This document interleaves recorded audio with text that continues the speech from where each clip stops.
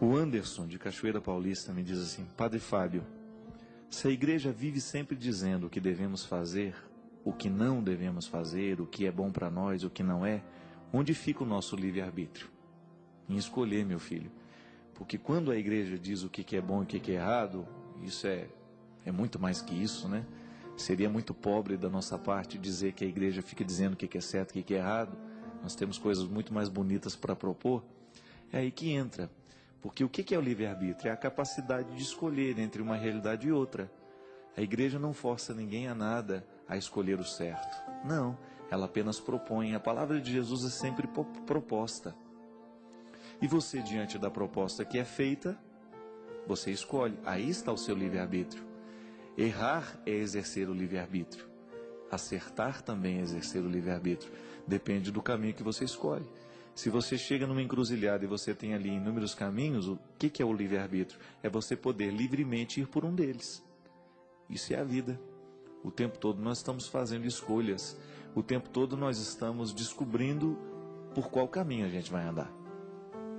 E a igreja, e nem nós padres, nem as irmãs, enfim, os cristãos, não ficam aí parados puxando o povo. Não, a gente apenas sinaliza.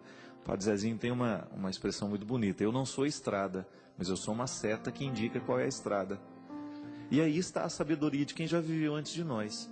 Eu costumo querer ouvir aquele que viveu antes de mim, porque ele já teve o tempo de bater a cabeça, de acertar e de errar. Então agora ele, com a sabedoria que ele tem e com a experiência, eu posso errar menos e posso acertar mais. Não é assim? À medida em que alguém desbrava os caminhos, depois se torna mais fácil caminhar por eles. À medida em que alguém descobre qual é a direção e saiu lá do labirinto que estava perdido, a gente depois fica mais livre para escolher. A Sagrada Escritura diz o tempo todo, né? Diante de nós, Deus coloca a vida e a morte.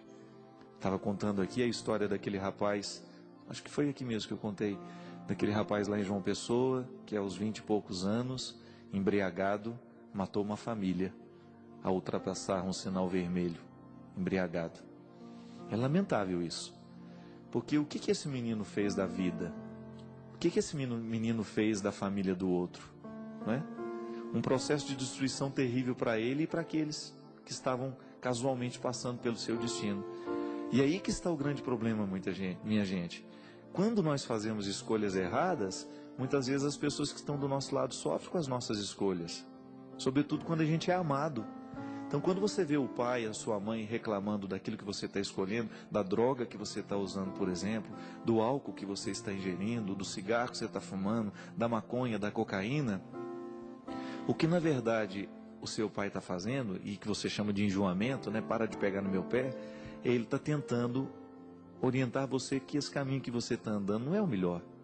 E quem ama de verdade não quer que o outro escolha o caminho errado.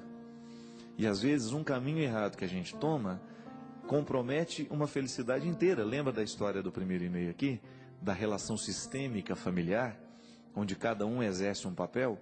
Gente, uma família é mais harmoniosa à medida em que nós soubemos escolher de maneira mais correta as coisas. Hoje você tem tantos problemas sociais no Brasil, tantos problemas humanos, né, pelo mundo afora, problemas antropológicos ligados diretamente à condição humana, ligados justamente ao processo das escolhas. Tanto é que nós, como padres, nós já temos uma dificuldade danada de identificar o que é pecado e o que não é. Não é que a gente perdeu o referencial, não. É porque houve uma mudança antropológica considerável que nós precisamos analisar.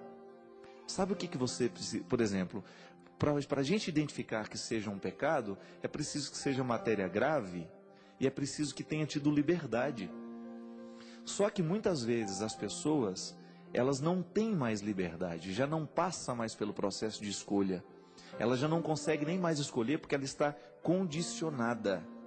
E o condicionamento é um grande problema no mundo de hoje, porque o mundo não nos condiciona a coisas boas. Pode observar, o mundo nos condiciona àquilo que é o mais mesquinho. O mundo nos condiciona ao movimento mais fácil, mais simples. Eu sempre digo isso, na vida nós competimos só com 5% da humanidade, o resto é mais ou menos. Se você vai fazer um vestibular aí, tem 3.000 candidatos, não fique muito preocupado não, viu? Você está competindo com muito pouca gente.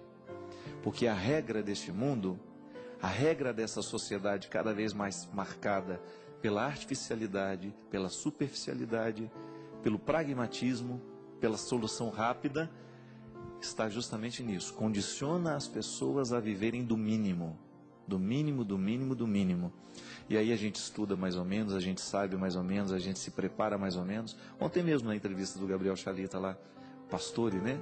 Um especialista, um grande especialista na área trabalhista no Brasil, ele estava dizendo isso. Está saturado o mercado de advogados? Está. Mas aquele que vai ser um bom advogado não tem que se preocupar com isso não, porque na hora que você precisa de um advogado bom, você quase não acha. O resto é mais ou menos. E esse tipo de condicionamento faz com que a gente vá nivelando por baixo tudo. Isso é lamentável. Uma pessoa, por exemplo, aí eu volto ao assunto que eu estou... Ela é mais livre, menos livre, à medida em que ela foi condicionada de uma maneira correta. Porque não tem como você ficar livre de condicionamentos. Condicionamentos acontecem o tempo todo. É a ilusão de que não existe, de que exista um ser humano fora dos condicionamentos. Ou você foi condicionado para ser um bom profissional, ou você foi condicionado para ser um péssimo profissional, ou ser um profissional mais ou menos. Onde é que está a liberdade deste aluno, por exemplo, que já não tem disposição nenhuma de aprender, de ser bom, de ir à luta? Está justamente nessa cultura de fracasso que nós estamos o tempo todo vivendo e experimentando. Quando as pessoas vão sempre pelas opções mais fáceis. É a história da vidente lá. Como é que você vai se livrar de praga? Corta um tomatinho no meio, olha, vá para o inferno com um negócio desse. Me desculpe.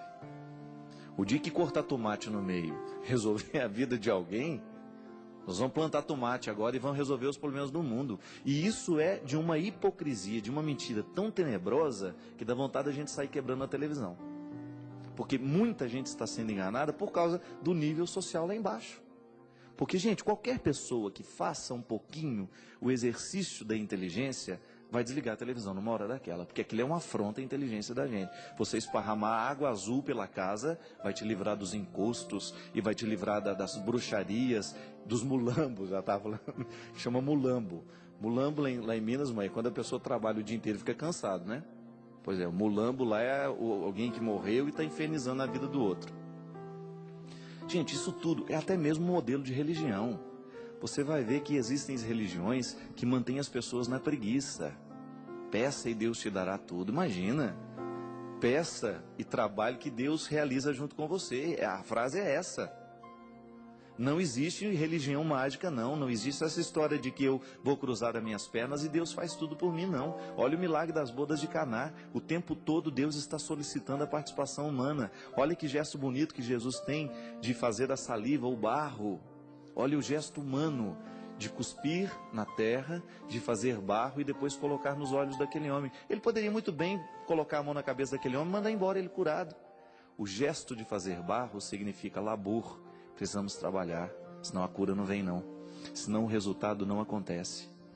E muitas vezes esse condicionamento que faz com que a gente vá ficando preguiçoso, vai crescendo no nosso meio. Você liga a televisão, por exemplo, está lá. Aquele abdômen que você sempre sonhou, não sei o quê, Aí mostra o aparelhinho, todo mundo, né? Na beirada lá, e a barriga vai mexendo. Em apenas 5 minutos por dia, você terá o abdômen que você sempre sonhou.